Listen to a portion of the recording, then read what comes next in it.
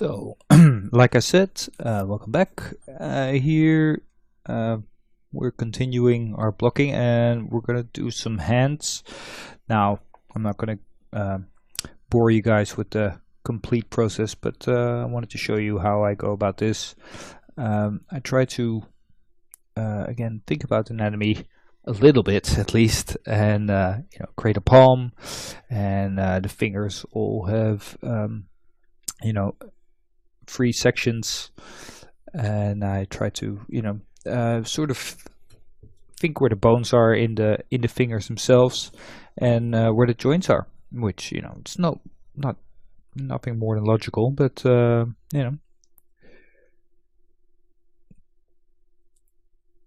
that's what you got to think about. So again, using the photo reference and our beautiful sword, I placed the palm, not worrying too much about the wrist at this point. We'll connect that later when we flesh it out a little bit, and trying to see where those knuckles go and everything like that. So instead of creating another cube and having to place it, I'll just duplicate it and create a piece of finger, and we'll move and rotate that into place. So instead of creating a relatively complicated piece of geo where all the fingers are attached and all that stuff, I really like to get a lot simpler and create a lot of objects, and then later, once I like where they are in space and it sort of makes sense, then I connect them together, and then I don't have to deal with selecting a lot of vertices or all that kind of stuff. I still have to select vertices, but at least I don't have to select them on the same object. So like here, now I just have a pivot, and pivot of vertices is nice and centered, and it sort of works, but yeah, you got to be a little bit careful with that stuff. As you can see, I place them according to the reference, like always, and there's the last part of our first finger.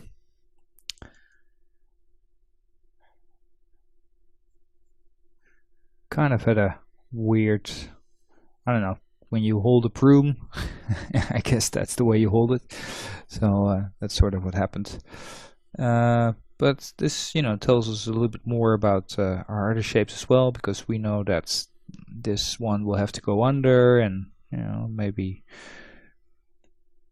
it doesn't fit exactly the way I think it should fit. So look at it from the perspective, and don't be afraid to move stuff. That really is no problem. I'm telling you now, we're gonna move everything a lot of times. And you should, because you're trying to find a shape, and so it's important that you experiment. And what you saw there is that I changed rotation mode of my rotate tool, and normally it's set to the pivot of the object, but you can set it to world, and also for the translate, which allows you to rotate around a different axis, which is really handy. All right, so I took all those pieces of the finger, I grouped them, and then I got another finger really quickly without having to do the same thing again, and then I can just maybe scale it or move it, or there we go. There's a ring finger for you, and maybe we want a pinky as well. There we go. Let's get it more. Now it looks a bit weird at this point, and we're definitely not done yet, but we can with a little bit of an imagination, we can see a hand in there. I can. But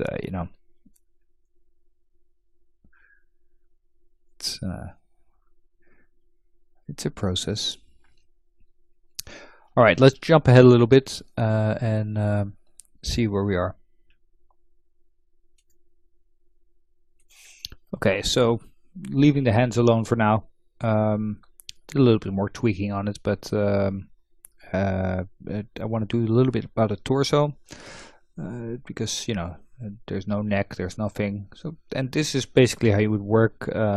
You know, we just slowly built this very basic form up till we got something which we can be, you know, which feels a bit more believable. You know, and have everything in the right place and stuff. So, you know, grab a couple of points at the time and you know, just move it around. So what I'm doing here is sort of working on the torso so we can have a neck and hopefully make it look a little bit more you know, where we want to go. There you go, there's the neck, just a extrusion. And like I said before, you know, these are really basic tools. You guys haven't seen me do anything crazy yet. And you probably won't. Well, you know, once we get into ZBrush, there's more interesting, I don't know, their tools are maybe a bit more exotic than the ones in Maya. But you know, that's why I like Maya, because it gives me control. I like selecting points and just moving them into position, and you can see it's easy, really not that hard. So go and make some pictures of yourself and just make something cool out of it, I'd say.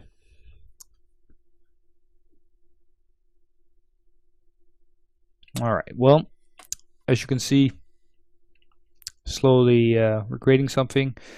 I don't really have anything more to say about this, so I'll see you guys in the next lesson, and we're gonna you know, flesh out the model a little bit then and create some detail.